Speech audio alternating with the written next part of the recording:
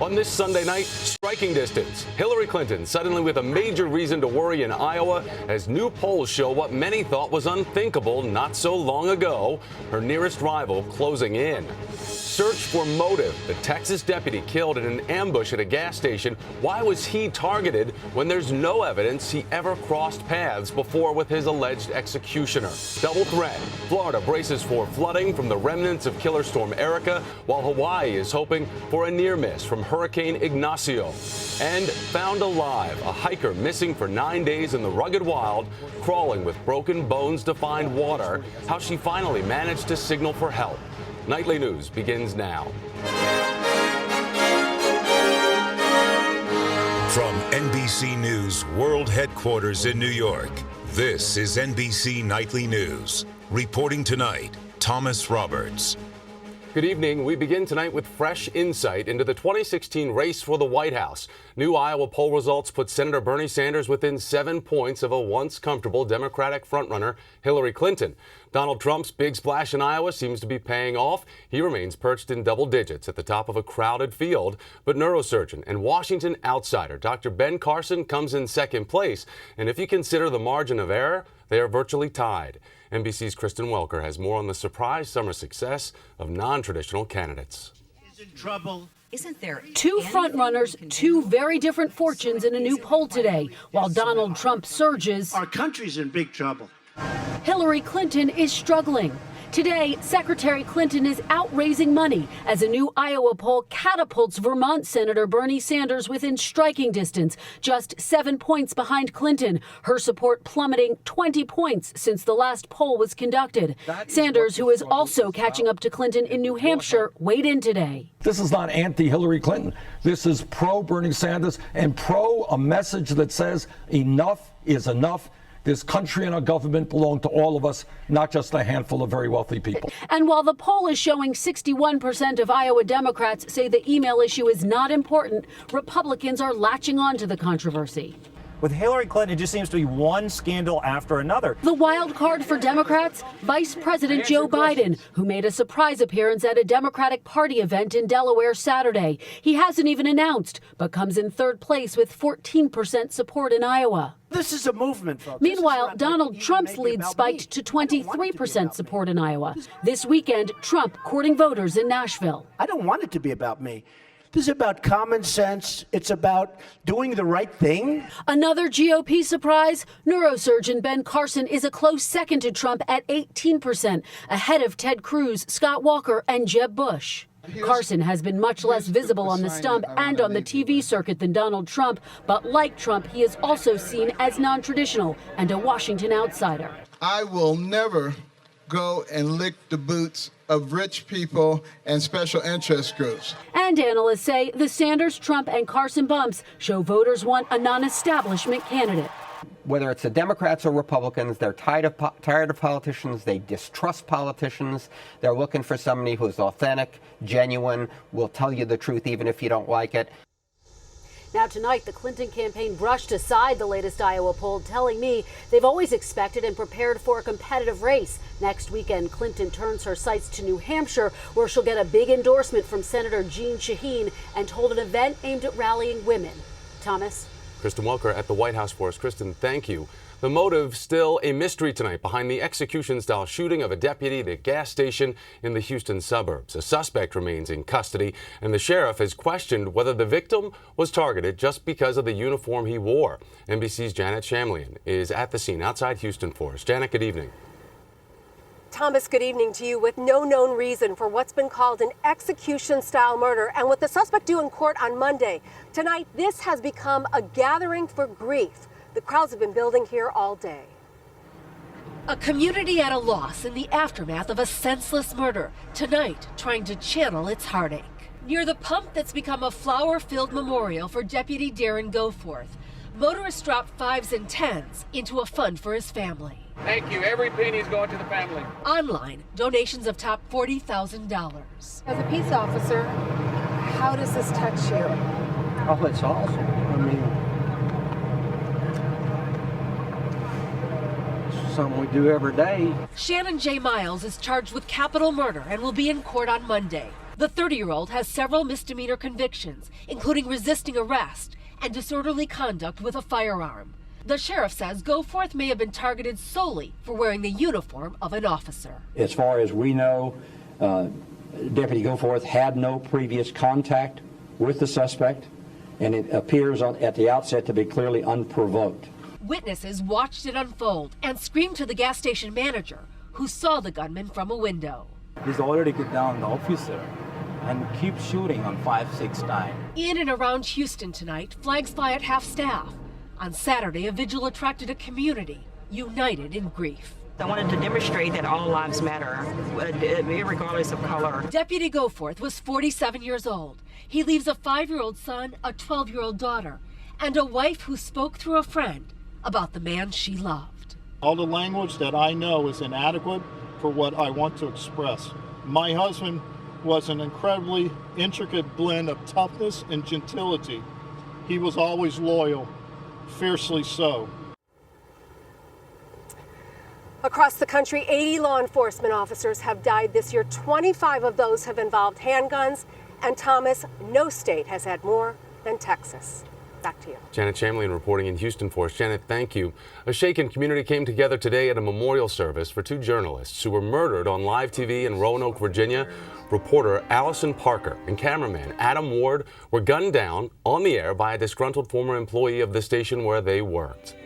Pope Francis today offered prayers for those who have lost their lives in the migrant crisis overseas. It is a desperate situation that's taken on new urgency as so many flee their homelands and often don't survive the journey.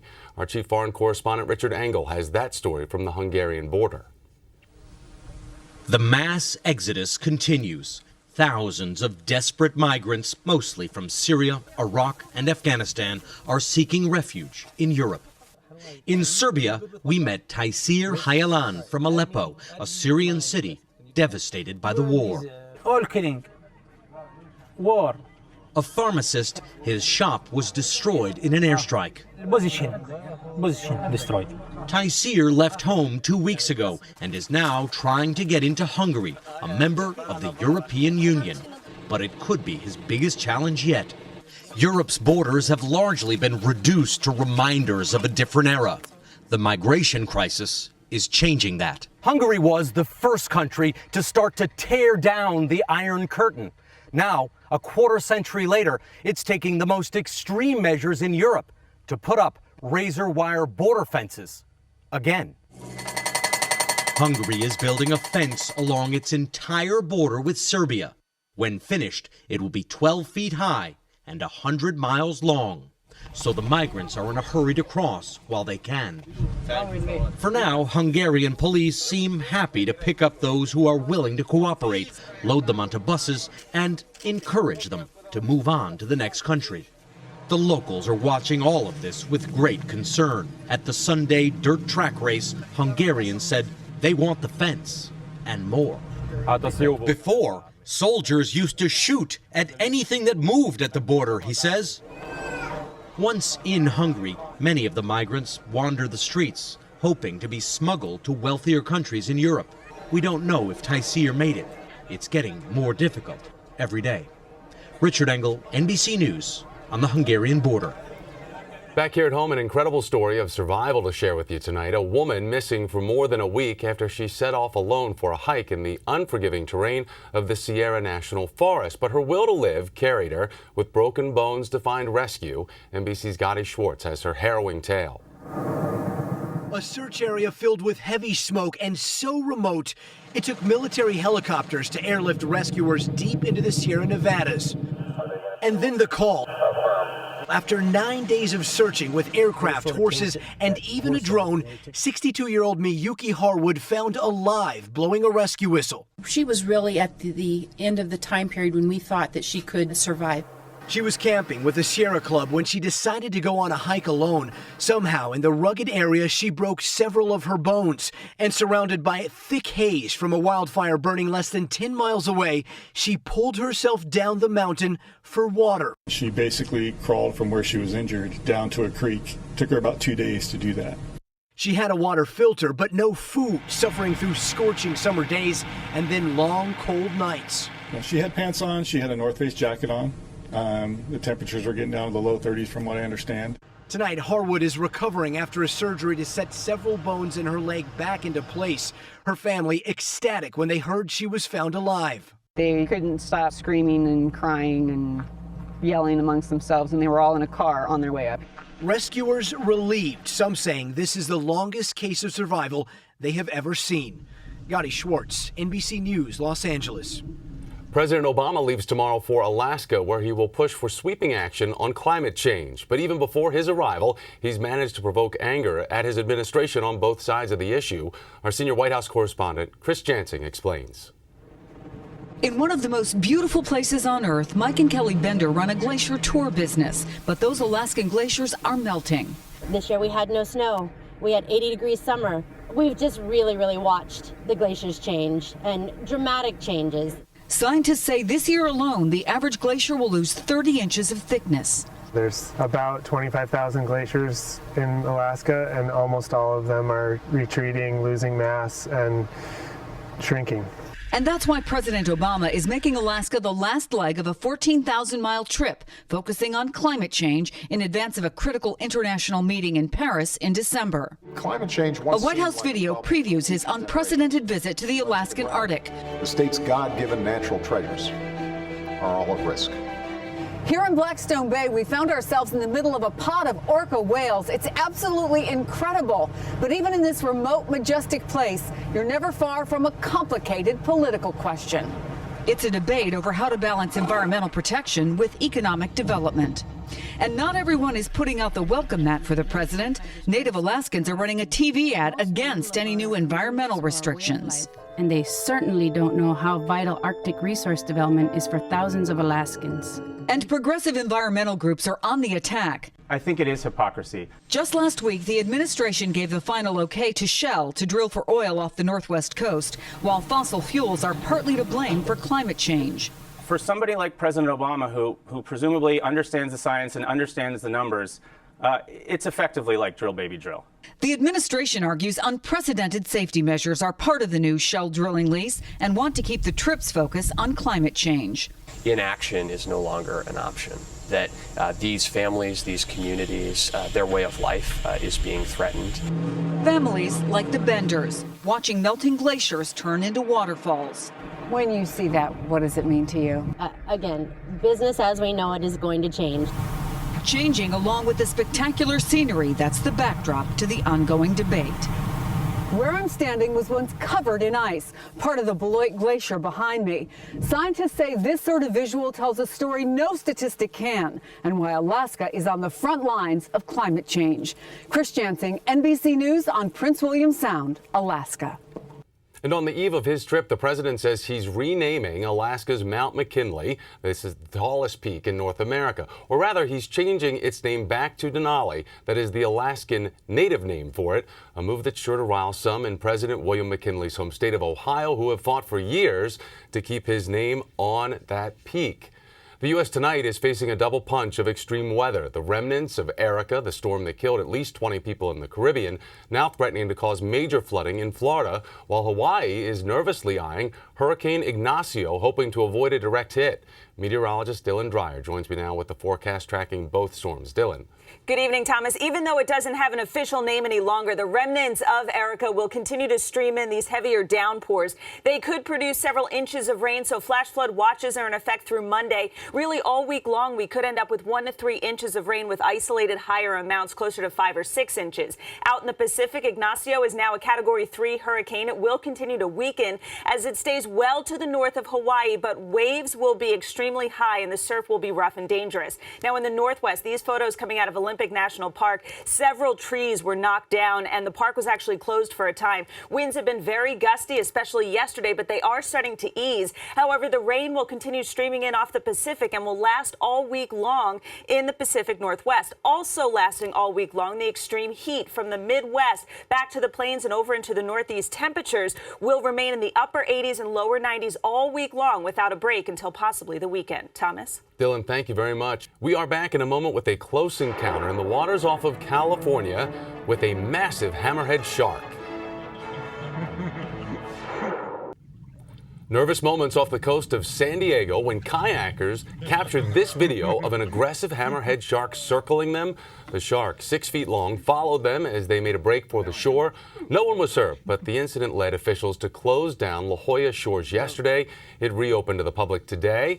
And farther up the coastline, a surfer barely escaped an attack from what appears to be a great white shark. Her surfboard wasn't as lucky. Finally tonight, it's back to school season, but many of our kids are returning to classrooms where teachers don't have even the most basic tools to help them succeed, and that's where a breakthrough charity comes in. With more, here's our Rahima Ellis. Let's turn cut into cut.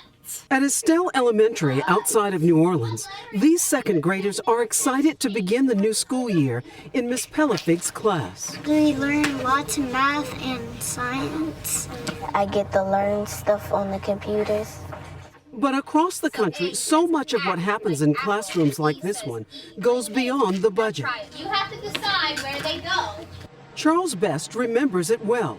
He struggled to get basic resources for his students in New York 15 years ago. There were lots of times when I wanted to make photocopies for them and there was not enough copy paper. That's when Best decided to try an experiment and create a website where people could help him raise money for his classroom. He convinced 11 other teachers at his school to post project requests for their classrooms. I had to fund them myself because I didn't know any donors to fund those projects.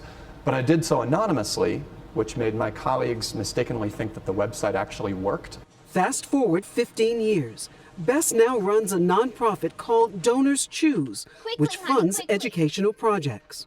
It's raised $340 million, helping about 250,000 teachers and 15 million students across the country. Projects on the website range from basic school supplies to classroom libraries and field trips, even science experiments and sports programs. Back in Louisiana, the computers, iPads, and many books in Miss Pellefig's classroom were funded by donations. Financially, it's not something that I could have afforded to do on my own. She's received more than $22,000 worth of teaching materials.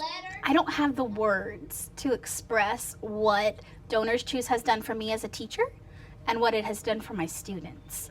All from the kindness of strangers. Rahima Ellis, NBC News, Marrero, Louisiana. That is NBC Nightly News for this Sunday. Lester Holt will be here tomorrow. I'm Thomas Roberts reporting from New York for all of us here at NBC News. Thanks for watching and have a great night.